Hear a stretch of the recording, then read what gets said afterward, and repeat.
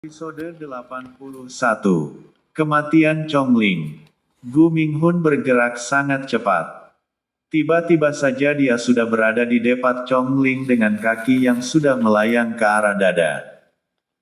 Terlihat jejak kepuasan di hati Gu Minghun melihat ekspresi yang ditampilkan oleh Chongling di wajahnya. Dengan wajah terdongak ke atas, Chongling kembali mendapat tendangan di dadanya. Brak! Tubuhnya melengkung sesaat. Kemudian dengan dorongan tenaga di kaki Gu Minghun, Patriark Chongling terlempar ratusan meter. Setelah jauh terguling, tubuhnya berhenti ketika menyentuh tembok sekte. Tangannya mengepal dan menghentak ke tanah. Jika begini terus, aku akan mati. Aku harus melawannya dengan sungguh-sungguh. Jika tidak banyak yang akan mati karena aku, dia bangkit berdiri, setelah menyemangati dirinya sendiri, lupakan penyesalan, aku harus menghadapi masa depan, katanya lagi. Lalu mengambil pil pemulih energi tingkat tinggi yang pernah diberikan oleh Sang San. Pertarungan berlanjut. Kini Patriark Chongling terlihat tidak ada keraguan lagi. Dia memasang kembali kuda-kudanya yang lebih kokoh. Terlihat pedangnya bersinar terang bagai cahaya yang hendak menelan kegelapan. Teknik tingkat ke-6, pedang cahaya, menarilah, teriaknya langsung melempar pedang itu ke darah. Seketika saja pedang cahaya melentur dan mulai membentuk sesuatu yang berubah menjadi naga cahaya. Dia meliak-liuk di angkasa. Siap melahap mangsa. Ruar! Naga cahaya mengeluarkan suara raungannya yang memekakkan telinga. Semua orang yang masih hidup di wilayah itu terkagum melihat naga transparan. Kabarnya teknik ini adalah yang terkuat dimiliki oleh Patriark Chongling. Ini pertama kalinya aku melihat naga cahaya yang sangat besar. Dong Fu menatap ke atas di mana naga cahaya itu berada. Di sisi yang lain juga semua orang menatap kagum teknik yang menjadi kebanggaan sekte pedang kebajikan itu. Hal yang langka bisa melihatnya. Sementara Gu Minghun hanya tertawa melihatnya. Aku sudah pernah merasakan seranganmu ini dahulu. Jangan harap dengan serangan yang sama kau akan menang, Chongling, teriaknya lalu menggumamkan tekniknya. Teknik tingkat kedua, bersatu dengan iblis. Sesaat aura gelap tertarik dari semua penjuru masuk ke dalam tubuhnya. Lalu membungkus tubuhnya dalam bola energi gelap. Patriark Chongling langsung mengarahkan naga cahaya yang dikontrolnya ke arah bola besar yang membungkus tubuh Gu Minghun. Duar! Kepulan asap terjadi namun tak menghancurkan bola energi itu. Bola itu sangat padat dan keras. Kemudian dia mengarahkannya lagi hingga beberapa kali. Namun hanya ada retakan sedikit. Hampir membuat Patriark Chongling frustasi. Perlahan demi perlahan bola energi itu semakin membesar. Krak! Pembungkusnya retak dan aura mencekam keluar menekan semua orang yang berada di sana. Wush! Hembusan anginnya hampir meratakan bangunan sekte pedang kebajikan. Ini sungguh tidak baik, auranya sangat kuat. Lebih kuat dari yang dulu, ucap Patriark Chongling yang tidak yakin mampu mengatasi ini.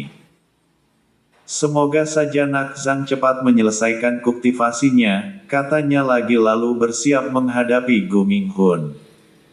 Tubuh Gu Minghun terlihat lebih besar dari sebelumnya. Namun perubahan ini tidak seluruhnya merubah tubuhnya menjadi besar dan tinggi. Hanya aura dan kekuatannya yang bertambah. Selebihnya hanya ada tanduk di kepalanya yang berwarna hitam pekat juga warna mata yang merah menyala. Dia menatap semua orang dengan tampang meremehkan. Lalu dia bergerak cepat ke arah semua orang. Lalu mengibaskan energi hitam di tangan kanannya. Patriark Chongling berteriak. Jangan dekati dia, dengan lantang suaranya menggema dalam pikiran semua orang yang hidup di sana. Dia mengetahui dengan jelas teknik itu. Itu adalah teknik api hitam yang bisa menghilangkan semua yang terkena serangannya. Namun belum sempat mereka semua bergerak. Sebagian orang sudah berteriak lalu menghilang. Terlihat siring yang sangat besar tercipta dari lintasannya. Patriark Chongling melihat ada yang aneh dari teknik itu. Bukannya terbakar malah seperti tersedot dalam kehampaan. Gu Minghun semakin menggila, dia terus menyerang, dan dia bergerak sangat cepat. Dia muncul di sana-sini menebarkan teriakan kematian. Dong Fu langsung memalingkan kepala ketika dia merasakan aura membunuh di belakangnya. Tubuhnya tak mampu bergerak bebas seperti ada yang mengekangnya. Set! Kepala Dong Fu lepas dari tubuhnya. Hanya dengan dorongan kecil dari Gu Minghun. Tak berhenti di sana saja. Dia terus menghilang dan muncul di setiap petinggi sekte pedang kebajikan. Dan membunuh mereka yang dia temui. Patriark Chongling mengejarnya. Namun dia selalu kalah cepat. Sekarang dia muncul di depan Dong Hu dengan pedang yang terhunus. Dong Hu sempat menghindar ke samping kanan karena dia sudah memasang kewaspadaan tingkat tinggi. Namun dia tak sempat melepaskan tendangan yang mengenai dadanya. Hingga dia terpelanting. Patriark Chongling langsung bergegas, "Bagaimana keadaanmu Ketua Hu?" tanya Patriark Chongling setelah menangkap tubuh Dong Hu. "Todak terlalu baik Patriark," setelah berucap dia batuk darah dan terduduk satu kaki sambil menahan sesak dadanya. "Apa kau sudah merasakan keputusasaan Chongling? Ingatlah ini karena perbuatanmu di masa lalu," teriakannya menggema. Semua orang yang tidak mengetahui masalah di masa lalu pun bertanya-tanya dalam hati mereka. "Itu adalah kesalahanmu, bukan salahku," jawab Patriark Chongling dengan lantang. "Jika bukan karena ulahmu sendiri dia takkan mati," sambungnya lagi. "Banyak omong, aku harus membunuhmu, lalu menguasai dunia tengah ini." Selesai berucap, Gu Minghun langsung terbang mendekati Patriark Chongling. Di tangannya energi gelap itu membesar lalu dilemparkannya. Patriark Chongling juga mengangkat tangannya. Lalu naga cahaya mengikuti kemana arah jarinya menunjuk. Boom! Ledakan besar tercipta. Gu Minghun setelah melepaskan energi gelap. Dia langsung menghilang dan muncul di belakang Chongling. Dengan pedang di tangan kirinya, Gu Minghun langsung menusuk bagian belakang perut Chongling lalu memutar pedangnya ke kanan dan mengeluarkannya. Darah menyembur dari perut Chongling. Dan isi perutnya pun keluar. Sungguh kematian yang sangat buruk. Patriark Chongling langsung rubuh di tanah dengan darah yang tak berhenti keluar.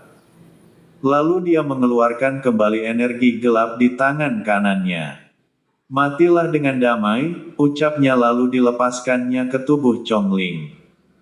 Namun sebelum energi itu sampai di tubuh Chongling, energi besar datang dari arah lain dengan kecepatan yang sulit dilihat oleh mata. Tebasan dua gelombang menderu sangat cepat seperti kilat, energi gelap itu terbawa olehnya. Buong! Duar! Suara dari gelombang ledakan menyapu halaman membentuk kawah yang dalam juga besar. Cukup untuk mengubur beberapa ratus orang. Episode 82. Kedatangan musuh baru. Gu Minghun langsung terbang mundur setelah merasakan adanya serangan dari sampingnya. Lalu dia melihat ke arah kanannya. Terlihat sosok muda berbaju merah dengan pedang di tangan kanannya. Dia terbang mendekati Patriark Chongling yang sudah hampir kehabisan nafasnya. "Maafkan aku Patriark, karena datang sangat terlambat," ucapnya sedih melihat keadaan Patriark Chongling yang mengenaskan. "Tak apa Nak Zhang," dia mengangkat tangannya namun langsung terjatuh karena nafasnya juga putus. Zhang San langsung memalingkan wajahnya menatap Gu Minghun yang terbang mendekatinya dengan pedang yang diselimuti energi gelap. Kini pedang berpindah di tangan kanannya. Dan dia menyalurkan energi gelap itu ke pedangnya. Zhang San juga langsung mengangkat pedangnya ke atas. Amara Dewa, ucapnya lalu menebaskan pedang bintang yang berselimut petir itu. BEENG. Gu Minghun masih berada di udara dan mereka masih menempel satu sama lain. Zhang San menguatkan pijakannya, hingga tanah reka oleh kakinya. Kemudian dia memasukkan energi bintang di pedangnya, hingga menggetarkan pedang Gu Minghun. Gu Minghun terbang mundur kembali. Setelah merasakan retakan di ujung mata pedangnya, melihat Gu Minghun mundur, Zhang San mengirim kembali serangannya. Tebasan dua gelombang, teriaknya dengan kencang. Pedang hitam, Gu Minghun membalas serangan dengan serangan. Terjadi kembali ledakan besar di udara. Kau sangat kuat anak muda, tapi akulah sekarang penguasa benua timur ini, ucapnya lalu menghilang dari pandangan Zhang San. Dia muncul di samping kiri Zhang San dengan tebasan yang mengundang kematian. Energi iblis sangat kental terasa dari serangan itu. Gunakan formasi dunia pedang, lemahkan dia lalu segel dengan segel iblis, Han Ouyang memberi saran. Sebelum itu dia harus menghindar dari serangan Gu Minghun yang datang tanpa mata. Zhang San juga menghilang dari pandangan mata. Dia muncul di samping Gu Minghun dengan tapak penghakiman. Gu Minghun tak sempat menghindar, dia terkena telak hingga terpelanting. Zhang San menggunakan kesempatan itu dengan baik, dia mulai membentuk formasi dunia pedang. Gu Minghun seolah mengerti apa yang akan dilakukan oleh Zhang San. Dia pun mengiriminya seberkas cahaya gelap. Zhang San harus menghindar. Jika tidak dia akan menghilang tersedot dalam kehampaan. Hingga dia harus menghentikan pembentukan dunia pedang. Sial, aku harus membuatnya tak bergerak dulu. Lalu Zhang San melihat sekitarnya. Berharap saja ada yang bisa digunakan untuk mengekang Gu Minghun. Namun selagi dia berpikir serangan kejutan hampir saja mengenainya. BAAM. Tanah bergetar, serangan itu meleset beberapa inci dari wajah tampannya. Zhang San hilang dari pandangan Gu Minghun. Saat jarak antara keduanya baru saja mencapai jarak yang paling cocok untuk menyerang. Kaki kiri Zhang San tiba-tiba turun dengan cepat. Menginjak tanah dengan berat. Beng! Debu di tanah terangkat. Tangan kiri Zhang San yang terangkat sudah mengepal, lengan kanannya jatuh di belakang sambil bergoyang, tangan kiri terkepal kosong, dan kaki kanan yang berada di tanah terbanting keras. Dan otot rangka seluruh tubuh tiba-tiba berderak. Dan kemudian kepalan tangan kiri miring ke atas dan langsung menuju tenggorokan Gu Minghun. Kepalanya terdongak karena tinju yang kuat.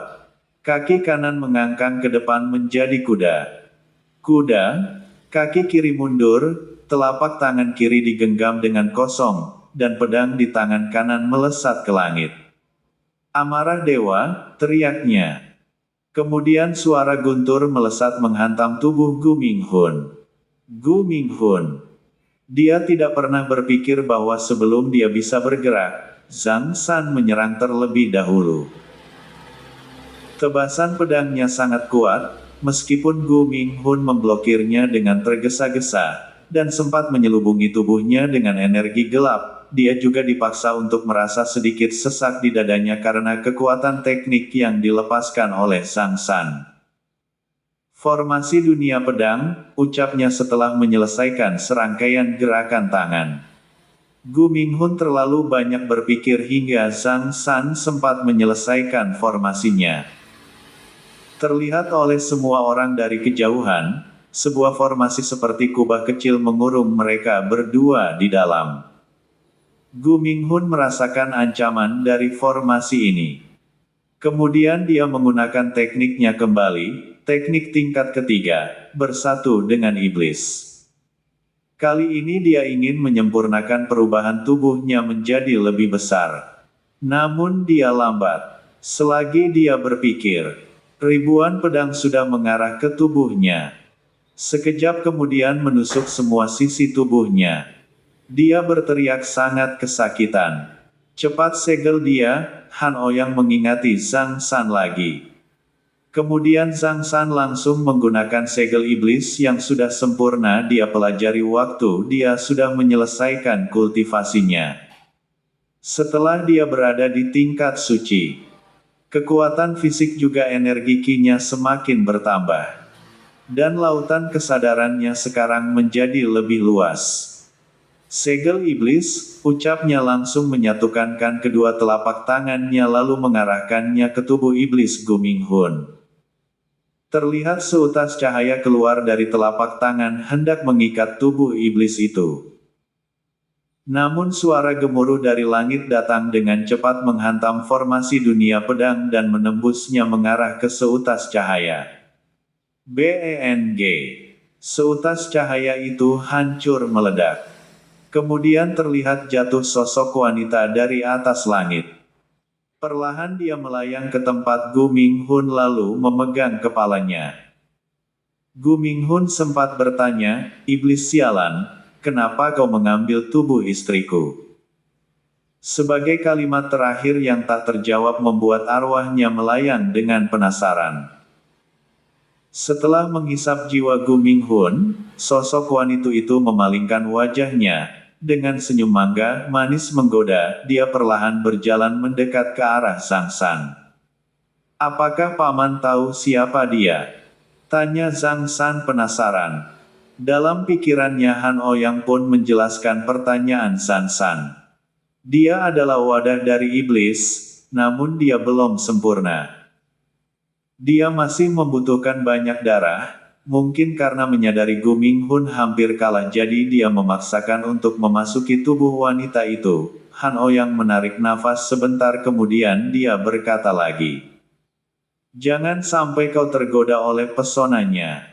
Nanti kau akan memasuki dunia ilusi lagi." Sosok yang terlihat cantik itu terus mendekat. Dia membusungkan dadanya dengan dua melon segar yang tidak tertutup sepenuhnya terlihat getaran saat berjalan.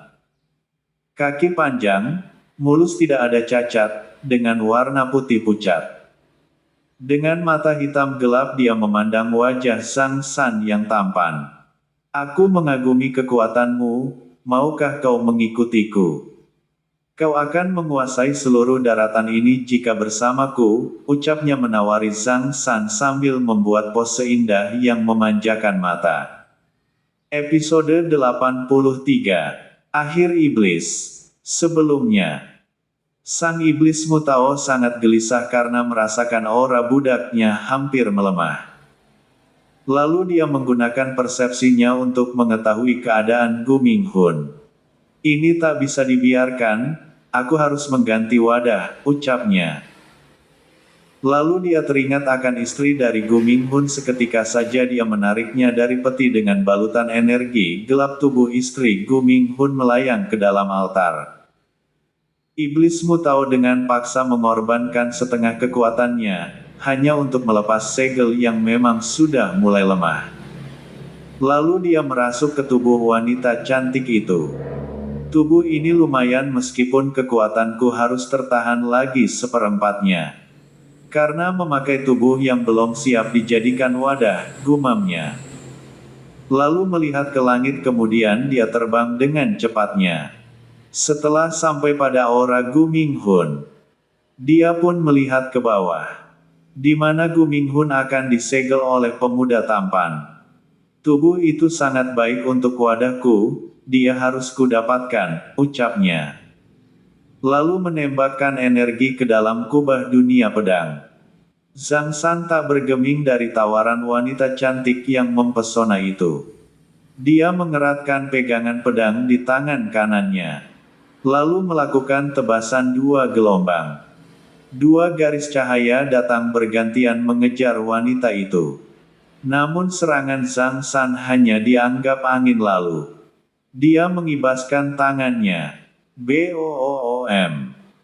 Kemudian angin kencang bertiup ke arah Zhang San dengan cepat, membuat dia terpelanting beberapa meter jauhnya.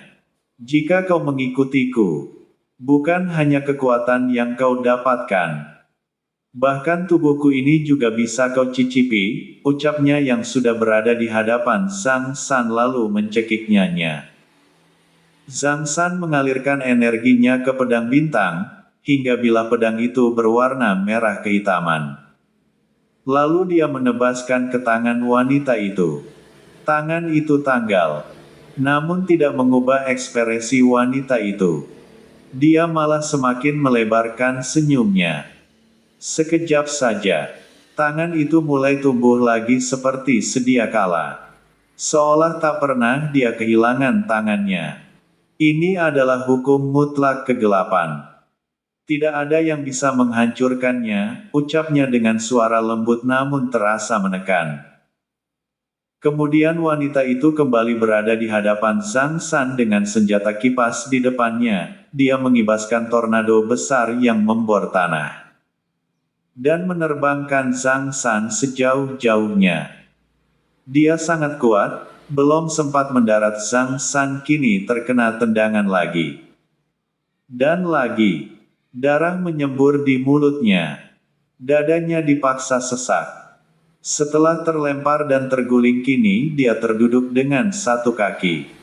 Mengatur nafasnya. Tingkat suci Hanfala awal. Jangan bangga dengan tingkatan itu, teriak wanita itu. Lalu dia mengirimi lagi serangan tornado. Wush!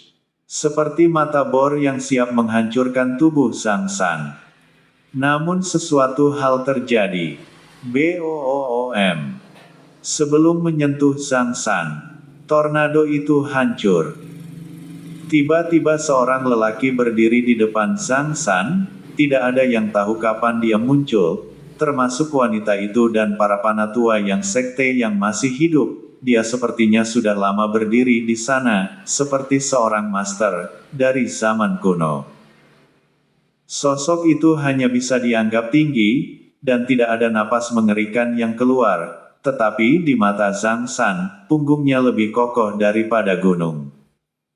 Kulit ditutupi dengan lapisan berwarna hitam. Tubuh balok yang kuat, dan kuat sama sekali tidak memalukan, tetapi seperti gunung bergelombang di pegunungan, setiap bagian secara alami harmonis dan mengembunkan kekuatan yang tak terbatas. Kemudian Zhang San melihat sepasang tanduk di kepalanya. Salah satunya pecah, dan dia tidak bisa menahan teriakan, "Kakek Fei." Wanita itu menyadari tanda bahaya saat menatap mata lelaki itu. Dia telah melewati banyak medan perang dalam hidupnya, mengalami bahaya yang tak terhitung jumlahnya, namun tidak berbahaya seperti saat ini. Dia seperti melihat dewa alam kembali di hadapannya. "Kamu, siapa kamu? Bagaimana mungkin karakter mengerikan seperti ini menjadi dukungan dari pemuda itu?" Fei Long tidak menjawab pertanyaannya. Sebagai gantinya, dia melanjutkan, "Kau berani ingin membunuh muridku, berarti kau juga siap untuk kubunuh." Dia mengulurkan tangan kanannya. Lalu meneriakkan sebuah segel. Kandang langit dan bumi, segel. Dari atas sebuah kerangka berbentuk kayu. Tapi bukan kayu. Itu adalah energi kuat yang jatuh ke arah wanita itu. Kemudian dari bumi juga keluar kerangka itu lalu menyatu. Mengurung wanita iblis itu. Teriakan dari dalam terdengar memilukan namun berangsur-angsur hilang. Kandang itu mengecil lalu menghilang dari pandangan mata. Ya, itu menghilang. Tidak ada peringatan, tidak ada perlawanan yang kuat, atau iblis mengerikan yang berubah besar. "Kakek Fei." Zhang San membuka mulutnya, tetapi tidak tahu harus berkata apa. Dia berpikir bahwa kakek Fei mungkin kuat, tetapi dia tidak pernah membayangkan bahwa dia sangat kuat. Kakek Fei berbalik dan meletakkan tangannya di depan Zhang San. Sebuah cincin giok tergeletak di dalamnya. Itu adalah cincin naga. Aku meninggalkanmu sesuatu di dalamnya. Aku tahu kamu punya banyak pertanyaan, tapi percayalah, jawaban yang kamu temukan sendiri jauh lebih berharga daripada apa yang bisa kuberikan padamu. Sama seperti aku bisa memberimu kekuatan untuk menyapu dunia ini. Tapi aku tidak memberikannya, karena kamu bisa mempunyai kekuatan yang jauh lebih kuat daripada apa yang dapat aku berikan. Sekarang, saatnya untuk pergi. Kemana kakek Fei akan pergi? Zhang San menatap kakek yang sudah lama tak dia lihat. Keberadaanku telah diperhatikan oleh beberapa orang di langit. Masa depan akan menjadi milikmu. Ini adalah waktu yang singkat, tetapi itu sangat menyenangkan.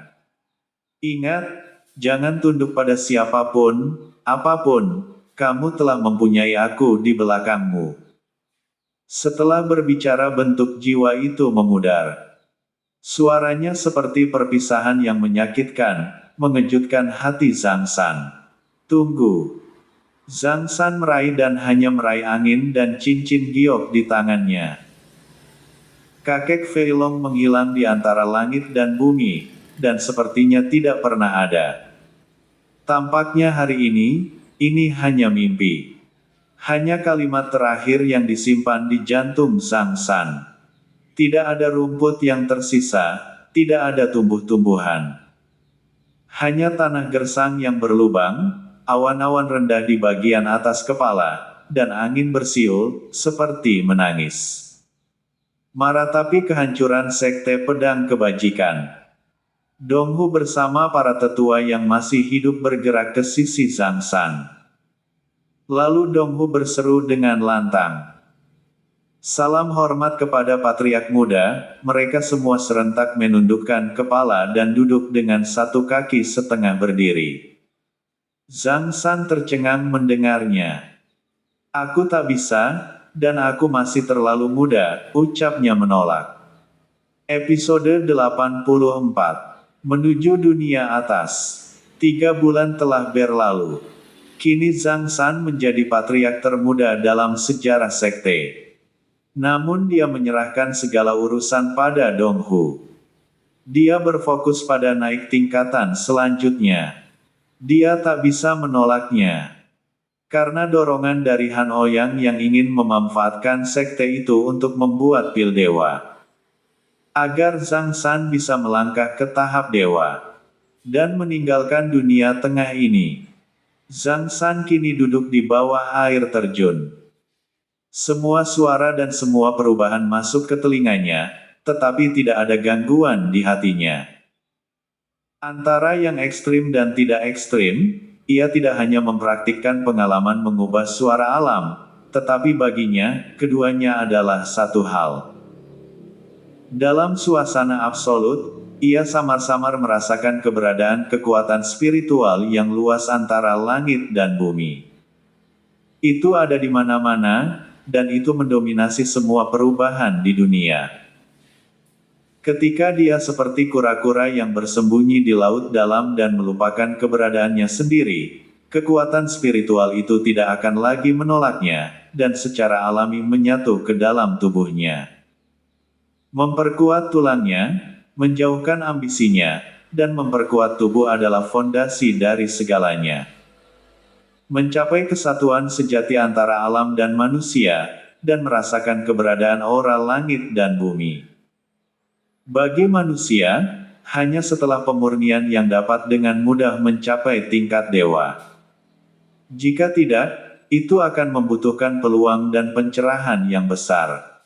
Dia akhirnya menyelesaikan langkah paling penting untuk menjadi dewa, dan dia sekarang menjadi dewa.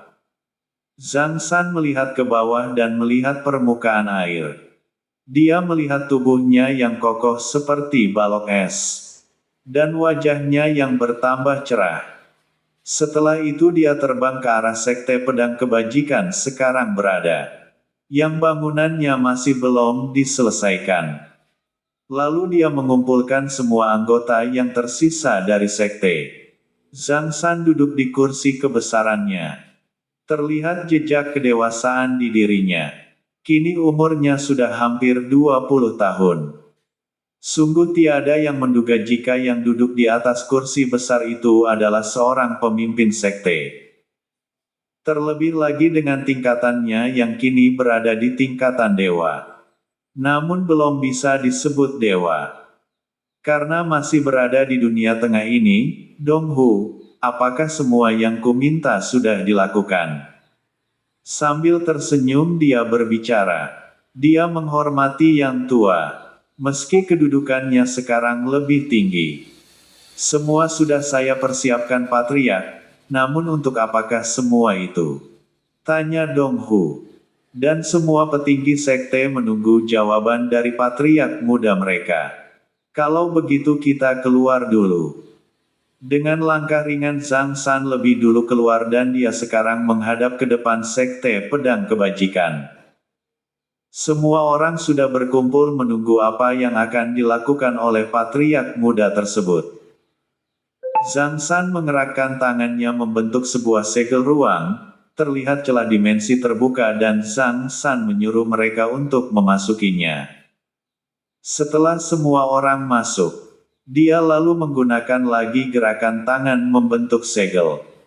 Kecilkan, ucapnya sambil mengarahkan tangannya ke seluruh bangunan sekte pedang kebajikan. Lalu dia menariknya ke telapak tangan. Kemudian membawanya ke lautan kesadarannya yang sudah berbentuk dunia kecil dalam dantiannya. Hanya tanah lapang yang tersisa di dataran itu. Dunia kecil. Atau biasa dikenal dengan dunia jiwa. Dunia yang layaknya dunia besar yang bisa dihuni oleh makhluk hidup. Ataupun tumbuhan. Setelah dia menguasai sepenuhnya teknik ruang dan waktu dari gulungan teknik segel langit yang pernah dikirim oleh Han Ouyang ke kepalanya. Dia bisa membuka dan menutup celah dimensi dan memasukinya dengan tubuh kasarnya. Semua orang yang memasuki dunia kecil itu tiba. Dan mereka terkejut ketika sampai mereka merasakan energi murni yang tak terbatas mencoba memasuki meridian mereka. Lalu semua orang duduk bersila dan berkultivasi. Boom, boom, boom. Beberapa orang naik tingkat dengan mudahnya. Zhang San tiba, dan melihat anggota sektenya sedang melakukan kultivasi. Dia pun tak menghiraukannya. Dia mencari tanah lapang dalam dunia jiwanya. Lalu melayangkan miniatur sekte pedang kebajikan. Setelah itu dia menggunakan segel terbalik, membesar, ucapnya. Seketika bangunan itu membesar dan turun dengan perlahan karena masih dikontrol oleh Zhang San dengan pikirannya. Semua orang terkejut ketika debu mengepul di area lapang. Mereka yang melihat mendekat seketika dengan mulut yang ternganga hampir menjatuhkan rahang mereka. Sekte kita juga berpindah ke sini, ucap Donghu yang kegirangan karena dunia ini begitu padat energi. Patriark sebenarnya kita sekarang berada di mana? Tanya Donghu. Kalian ada di dunia jiwaku, kalian akan ikut kemanapun aku pergi. Dan kalian bisa berkultivasi di sini dan kita bisa berkembang bersama. Ucapnya puas menatap semua orang yang menganggukkan kepala. Mungkin sebentar lagi aku akan naik ke dunia atas. Makanya aku memindahkan kalian semua.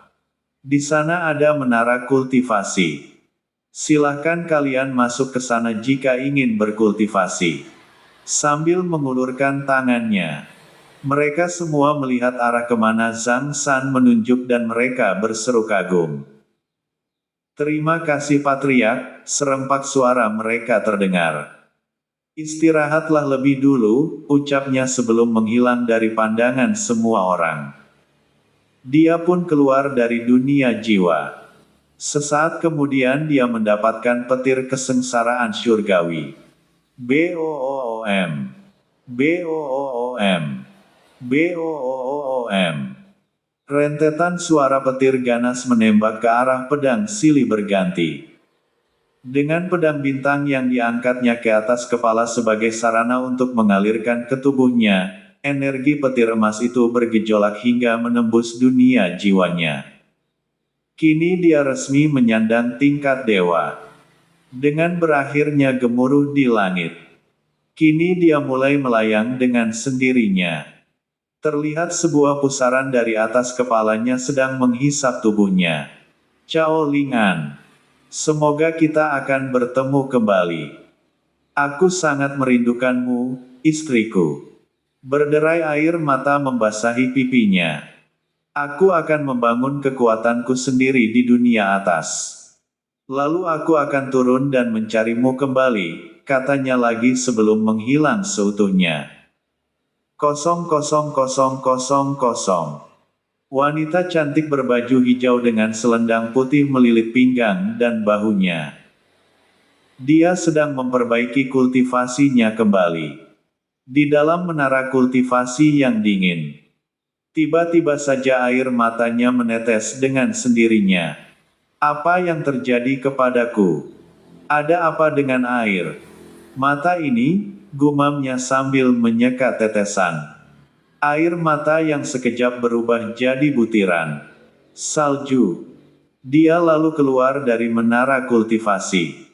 Hatinya merasakan sesuatu yang mengganjal. Serasa matanya meminta untuk melihat ke atas langit. Padahal dia sedang berada dalam dunia jiwa ibunya. Semoga GG baik-baik saja, ucapnya lalu masuk kembali ke dalam menara kultivasi melanjutkan penerobosannya yang tertunda. Salam satu Indonesia. Jangan lupa like-nya. Episode 85. Tidak seperti dunia dewa. Zhang San melayang dalam kehampaan, dia membiarkan tubuhnya terombang-ambing terbawa arus waktu. Sesaat kemudian dia muncul di sebuah puncak gunung yang tinggi menjulang. Awan di sekitarnya menutupi puncak gunung itu berdiri. Apakah ini dunia atas? Dunia para dewa itu berada. Paman, bagaimana menurutmu? Dia bertanya melalui telepati. Han Ouyang langsung menjawabnya, sepertinya kita tidak berada di dunia dewa. Namun aku tidak tahu kita berada di mana, cobalah cari manusia. Lalu bertanya kepada mereka. Dia pun mengayunkan kaki sesuka hatinya, kadang dia menendang kerikil yang dia jumpai. Kadang dia bersiul menyeru angin. Kadang dia melompat karena kebosanan. Wush! Donghu tiba-tiba keluar dari dunia jiwa. Dia terkejut sudah berada di hadapan patriark mudanya. Ada apa patriark memanggilku? Tanyanya. Aku hanya bosan berjalan sendiri, temani aku, jawabnya mudah. Lalu melompat ke atas batu dan duduk melihat panorama indah. Dia sekarang berada di dunia antah-barantah yang belum diketahui namanya. Seluas mata memandang hanya hamparan hutan dan gunung yang berbaris rapi membentuk tembok. Entah apa yang dikelilinginya. Dari langit, tetesan air turun perlahan semakin banyak, lalu dia membentangkan tangannya dan berteriak. Sudah lama dia tak mandi hujan. Terasa ada hal yang terpuaskan. Dari belakang Donghu menggelengkan kepalanya melihat tingkah kekanak-kanakan Zhang San. Namun dia harus mengerti karena patriarknya ini masih sangat muda. Muncul dari ujung langit beberapa warna yang indah membentuk lingkaran ke bawah. Entah di mana itu berada. Namun yang pasti indah dipandang mata. Patriark muda, di manakah sekarang kita berada? Dari belakang pertanyaan itu datang. Zhang San langsung memalingkan tubuhnya. Dan dia berkata, aku pun tidak mengetahuinya. Kita cari kota atau desa terdekat lalu kita mencari informasi. Ayo berangkat, ucapnya terbang lebih dulu ke arah pelangi muncul. Dong Hu mengejar dengan kecepatan penuhnya. Namun masih belum bisa mengimbangi kecepatan terbang Zhang San. Tunggu. Suaranya tercekat memanggil Zhang San. Mendengar ada suara dari kejauhan. Zhang San menengok ke belakang. Namun dia tak mendapati Dong Hu. Lalu dia berbalik. Terlihat Dong Hu mengatur nafasnya. "Kenapa kau masih di sini, Ketua Dong?" tanyanya tanpa rasa bersalah. Yang membuat Dong Hu menggelengkan kepalanya lagi mengutuk dalam hatinya. "Jika saja kau bukan patriark sekte, ku ketok kepalamu itu." Melihat Dong Hu yang diam, Zhang San berkata kembali, "Baiklah. Kita berjalan kaki saja. Anggap olahraga," ucapnya tersenyum lalu berjalan lebih dulu. 00000. Di dua puncak pegunungan kuno yang sunyi, dua sosok saling berhadapan jauh. Keduanya adalah pria muda. Yang satu mengenakan jubah hitam, dengan rambut panjang berkibar tertiup angin. Dengan tubuh kekar dan tinggi, mengungkapkan aura dingin dan arogan. Pemuda itu tidak lain, Yan Song dari klan Yan.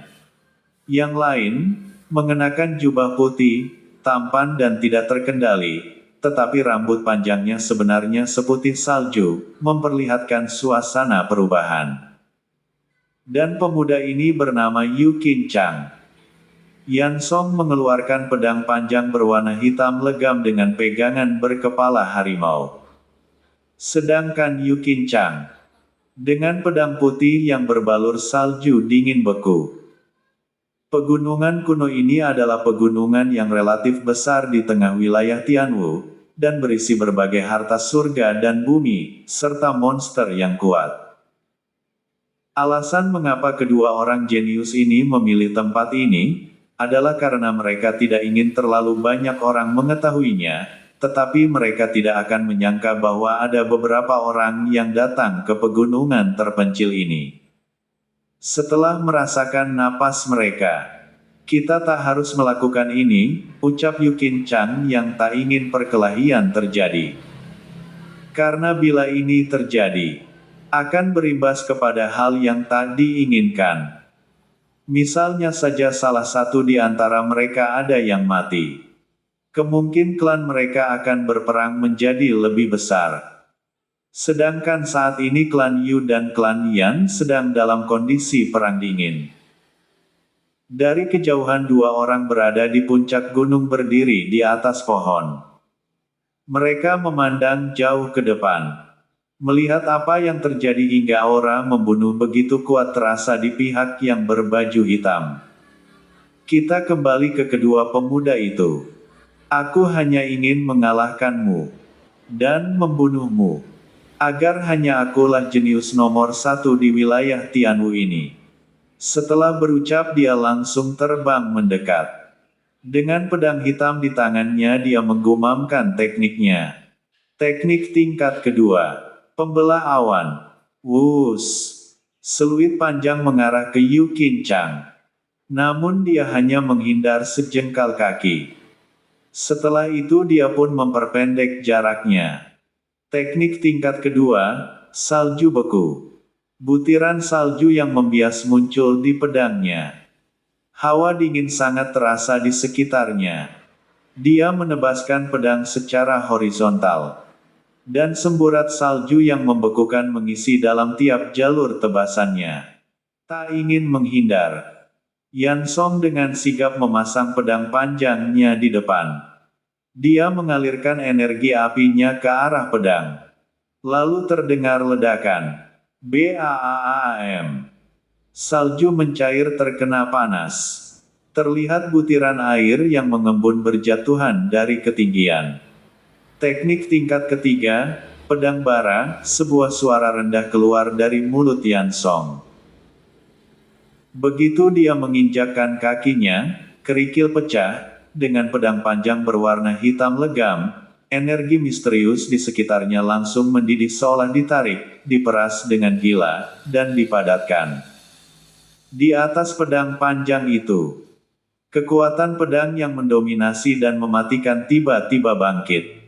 Aura yang menghancurkan langit dan bumi, mengejutkan beberapa penonton di kejauhan untuk melihatnya. Menghadapi pedang kuat Yan Song, wajah Yu Qin Chang tetap tenang. Dia mengangkat pedang es di tangannya dan berdiri di depannya. Kekuatan di tubuhnya terus mengalir ke pedang panjang, dan energi pedang dingin dilepaskan keluar. Teknik tingkat ketiga, kristal keabadian. Saat Yu Qin Chang menebas dengan pedang, lapisan kristal es muncul, dan dimanapun pedang itu lewat, semuanya membeku, membuat orang-orang tampak berada di es dan salju, menggigil yang tak dapat dijelaskan. Sosok kedua orang itu seperti dua sinar cahaya, terkadang terjalin, terkadang terpisah, dan pedang Qi yang tak terhitung jumlahnya meledak, membelah bumi dan menghancurkan kehampaan, dan ribuan mil di sekitarnya telah berubah menjadi reruntuhan. BOOOM. Pada saat ini, pedang dan pedang masih saling bertabrakan, dan ledakan yang memekakkan telinga terdengar. Kekuatan yang mengerikan itu, seperti lautan yang bergejolak, menyapu ke segala arah. Sangat kuat patriark. Di umur mereka yang masih terbilang muda, mereka sudah mempunyai kekuatan yang besar, ucap Dong Hu dari samping kanan Zhang San. Bersambung. Episode 86. Pertarungan dua pemuda.